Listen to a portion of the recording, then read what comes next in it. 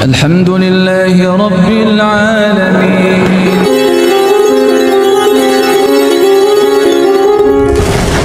Oh gitu berarti aturannya. Kalau mau tidur itu wudu, kemudian geletak posisi badan yang sebelah kanan.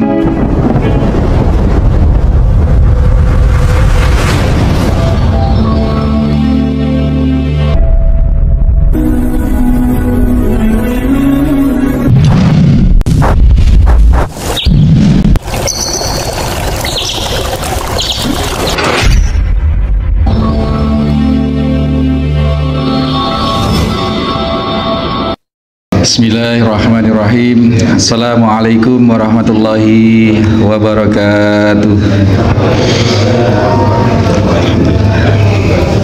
Innal hamdalillah nahmaduhu wa nasta'inuhu wa nastaghfiruh wa na'udzu billahi min shururi anfusina wa min sayyiati a'malina.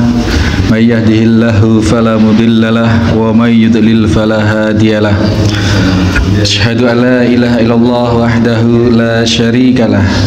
Asyhadu anna Muhammadan abduhu wa rasuluhu la nabiyya ba'dah. Allahumma salli wa sallim wa barik ala Muhammadin wa ala alihi wa sahbihi wa mawalah. Hadirin hadirat jamaah Musholla Al-Hikmah Talkandang Situbondo serta segenap mustami dimanapun berada saat ini, rahimani wa rahimakumullah.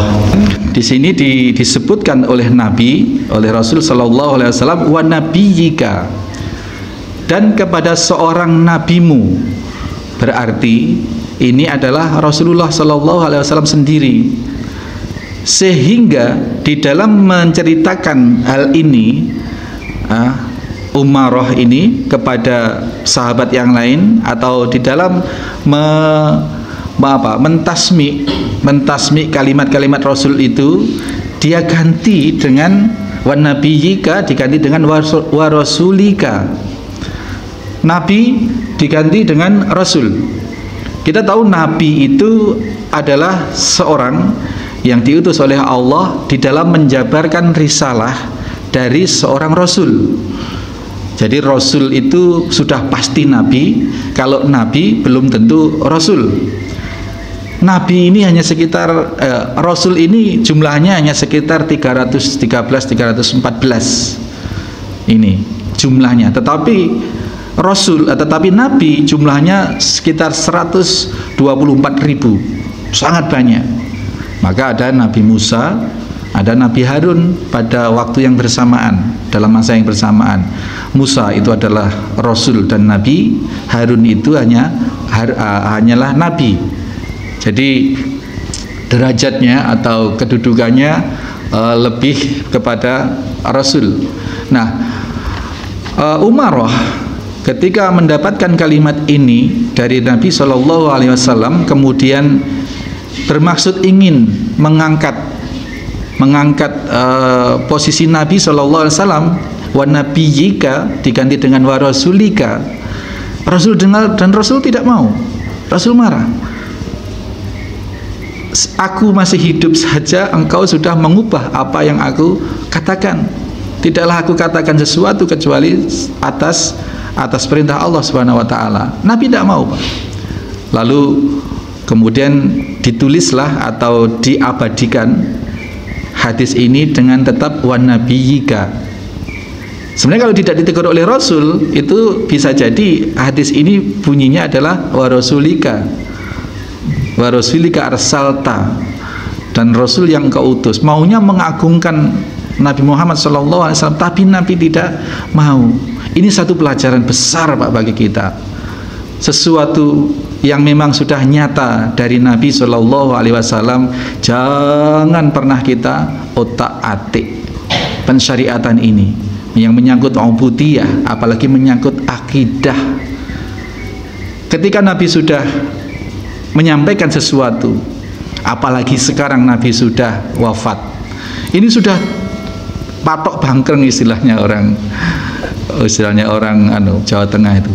Patok bangkreng itu maksudnya ya sudah, patok ini nggak bisa dirubah-rubah, paket sudah.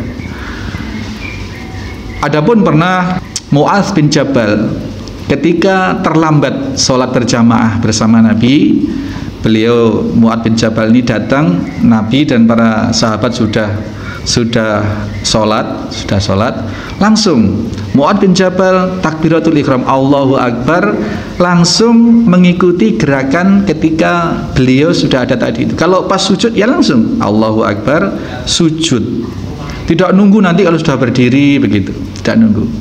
Nah ketika Allahu Akbar ternyata masih ruku, ikut ruku gitu. Nah hal ini belum pernah diajarkan oleh Rasul, belum pernah terjadi. Tapi setelah itu dilakukan oleh Mu'adz bin Jabal atas inisiatifnya sendiri, kemudian setelah sholat ditanyalah Mu'adz bin Jabal oleh Nabi SAW bahwasanya dia melakukan itu karena ingin tetap ikut sholat berjamaah. Maka Rasul berpesan kepada sahabat-sahabat yang lain, wahai sahabat-sahabat, kalau engkau mendapati sholat berjamaah yang kemudian tertinggal, lakukan seperti Mu'adz bin Jabal. Ini inisiatif pribadi, tetapi kemudian divalidasi oleh Nabi karena memang Nabi masih hidup, karena masa pewahyuan ini masih berjalan, sehingga dalam menurunkan satu syariat ajaran Allah ini tidak kurang cara apa. Ya tadi caranya disetting Mu'adz bin Jabal dibikin terlambat agar kemudian ada kaifiyah bagaimana seorang masbuk itu. Nah inilah asbabul wurud, kisah-kisah atau asal mula pensyariatan itu terjadi macam-macam itu. Sekalian kita selesaikan tentang ini. Kalau datang sholat berjamaah masih mendapati imam atau jamaah yang lain itu masih rukuk dan masih bisa ikut rukuk, Pak, ini dihitung satu rakaat meskipun tadi tidak baca Al-Fatihah, tidak baca surat. Ketika datang sholat berjamaah, orang-orang atau imam masih rukuk, Allahu Akbar ikut rukuk, nah ini dihitung masih terhitung satu rakaat. Jadi kalau nanti misalkan kalau itu di rakaat pertama tidak perlu nambah rakaat di setelah imam salam. Tapi kalau sudah sami Allahu liman hamidah itu sudah tertinggal satu rakaat. Nanti setelah imam salam nambah, berapa tambahannya sesuai dengan yang tertinggal tadi. Itu gitu.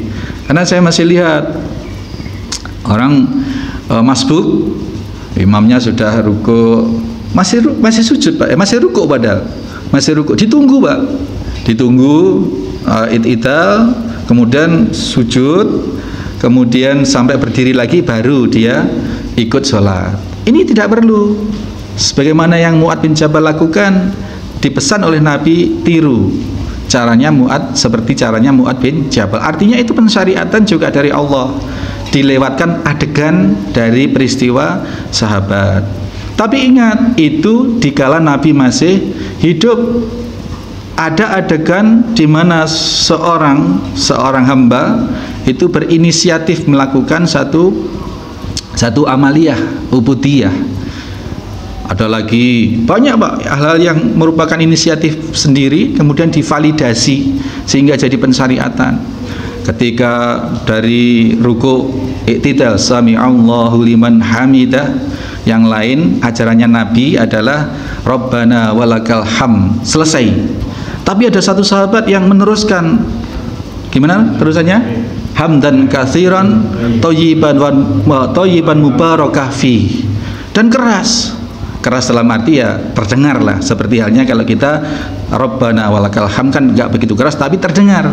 Setelah usai sholat, Rasul bertanya, ayo siapa tadi yang melanjutkan hamdan katsiran thayyiban mubarakah fi? Karena ini bukan ajaran dari Nabi tadinya, takut, Pak, tidak mau. Ketika terus kemudian Nabi beberapa kali bertanya, tidak ada yang ngaku, karena aku melihat tadi beberapa malaikat berebut membawa, mencatat kalimat itu ke langit. Barulah sahabat yang merasa tadi ngaku. Ini inisiatif pribadi tetapi dibenarkan oleh Nabi sehingga menjadi ajaran buat kita. Ada lagi seorang sahabat dalam ketika safar, perjalanan. Dalam perjalanan harus ada yang jadi satu imam, bukan Pak Imam Zuri. Satu imam. Dalam tim ekspedisi itu harus ada ditunjuk satu pemimpin. Pemimpin itu termasuk pemimpin sholat.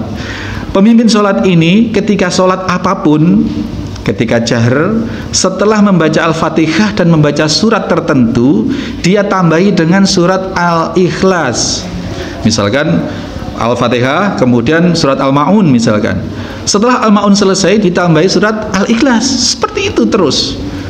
Lalu sahabat-sahabat yang mengikuti ini lapor kepada Nabi ketika pulang ke Madinah, dan oleh Nabi dibenarkan, dibolehkan gitu. Nah, inilah sunnah-sunnah yang jarang kita dengar, dan kalau kita mau amalkan dengan niat iktiba atau muttaba'ah, mengikuti apa yang dibenarkan oleh Nabi, dan kita ikhtisab mengharap pahala, ya pastinya dapat pahala. Tapi jangan coba-coba itu kita bikin-bikin sekarang, Pak.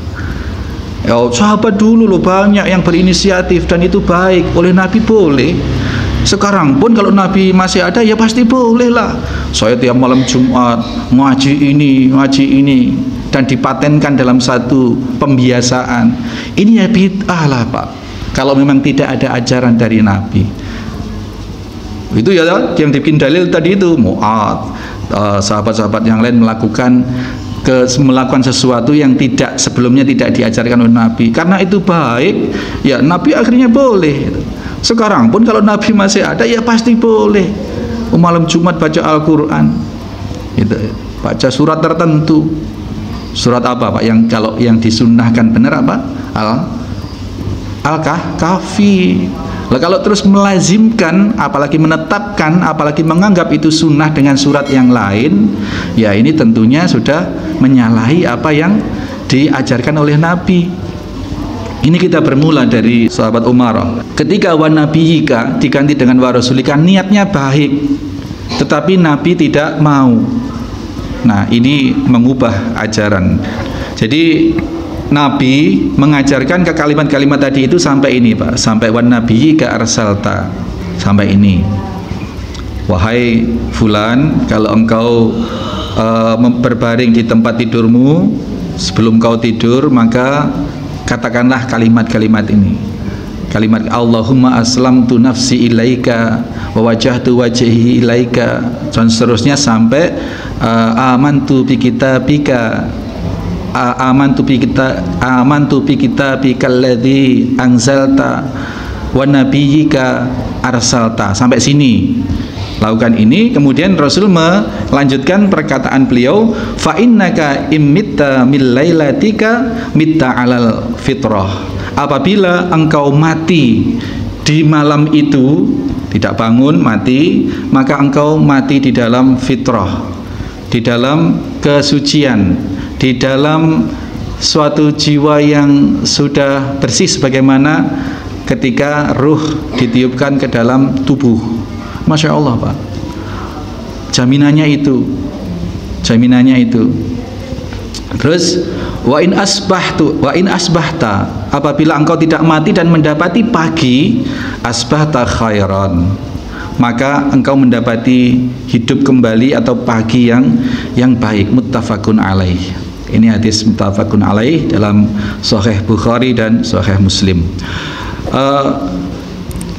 Sebelum kita ambil beberapa fikul hadisnya, faedahnya, wa fi riwayatin fi sahihain anil bara'i qala, di dalam riwayat yang lain, di dalam sahihain, Sahih Bukhari dan Muslim, Al-Bara' ini, Umarah Al-Bara' ini berkata, mengatakan bahwasanya qala li Rasulullah sallallahu alaihi wasallam, baru ngaku dia, ya, bahwasanya Nabi mengatakan kepadaku di cerita itu. Kemudian di riwayat yang lain dilengkapi dengan qala.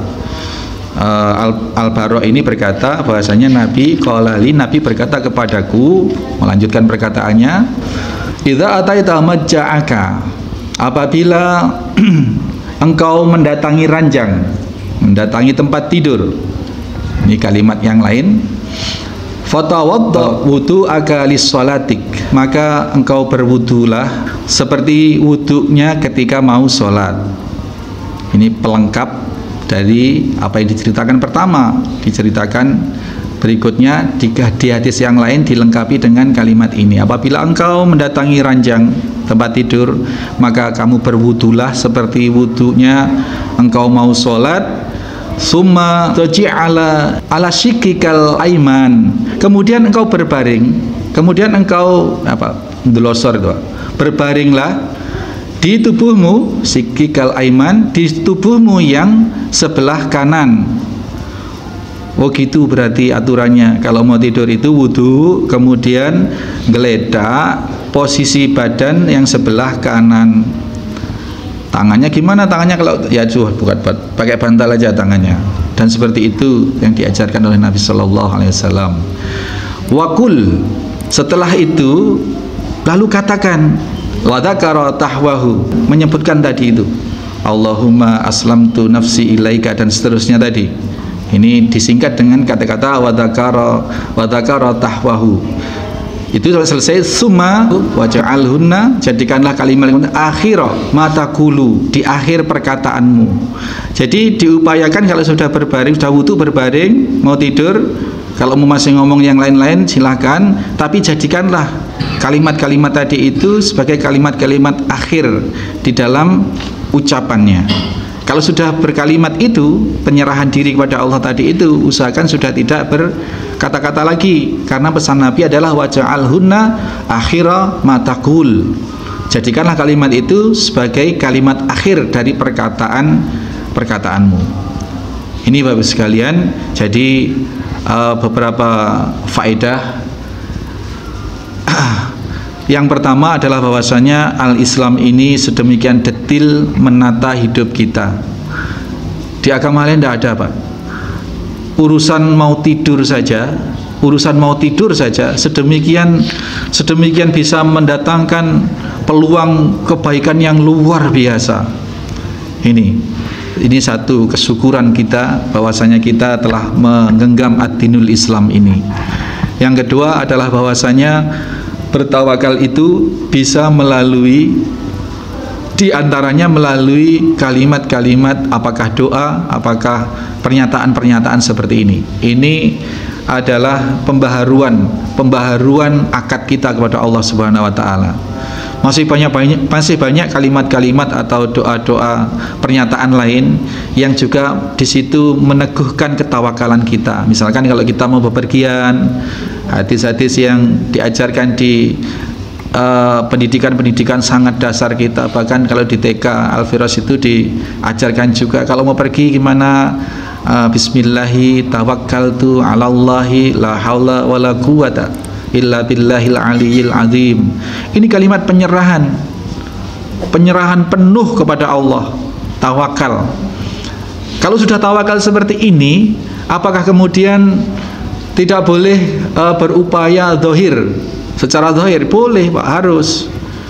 Ya, satu maroji atau referensi yang kita pakai adalah peristiwa ketika sahabat ikut sholat berjamaah kepada bareng-bareng dengan Nabi, tapi ontanya dibiarkan begitu saja di depan masjid. Ditanya oleh Nabi, kamu sholat, ontamu kok tidak dicancang, tidak diikat itu? Saya tawakal kepada Allah ya Nabi, ya Rasul. Ikat dulu baru tawakal gitu. Kalau kita mau bepergian, ini maknanya macam-macam. Kalau kita mau tidur juga, meskipun Allahumma aslamtu nafsi ilaika, aku berserahkan diriku padamu ya Allah, wa wajhatu wajhi ilaika, dan seterusnya, aku sandarkan urusanku, tidak ada tempat berlindung, tidak ada tempat untuk menyelamatkan diri darimu ya Allah kecuali Engkau. Tapi ya tetap kalau mau tidur, Pak, air dimatikan, kompor dimatikan, makanan ditutup, air tempayan ditutup, pintu ditutup, dikunci. Jangan pas tawakal tidur begitu saja. Itu yang namanya kejahatan, Pak. Tidak hanya ini di sini aman Ustaz, di sini di Al-Firas, di lingkungannya orang insya Allah lah ada musola hikmah, orangnya berjamaah semua, di sini aman. Kalau tidur malam tidak ditutup, lampu tidak dimatikan, biarkan begitu saja. Tawakal kepada Allah. Nggak bisa, Pak. Jadi kejahatan itu, kriminal itu, teori polisi itu, selain ada niat dari orang, itu karena ada kesempatan. Jadi tetap harus tawakal, tetapi sebaliknya tidak boleh juga kita menyandarkan kepada yang selain Allah.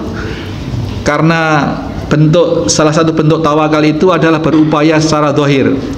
Satpam, punya satpam di rumah karena ini orang kaya, punya pos di gerbang rumah, kemudian di situ bayar satpam, bodyguard, centeng, karena sudah merasa ada CCTV di mana-mana, bahkan ada pagar yang dialiri oleh listrik, misalkan itu satu bentuk ikhtiar, itu tawakal, ikhtiar. Nah, karena sudah sedemikian ikhtiar, sudah merasa sudah genep, kalau perlu nyewa jin atau apa ditaruh di lingkungan rumahnya, begitu. Dia bersandarnya pada person-person itu. Tidak bisa itu, tidak bisa dijadikan sandaran untuk keselamatan kita. Meskipun punya satpam rangkep berapa, punya CCTV ratusan CCTV di lingkungan halaman rumahnya, di rumahnya, kalau tidak ada perlindungan dari Allah Subhanahu wa taala, maka rontok semua.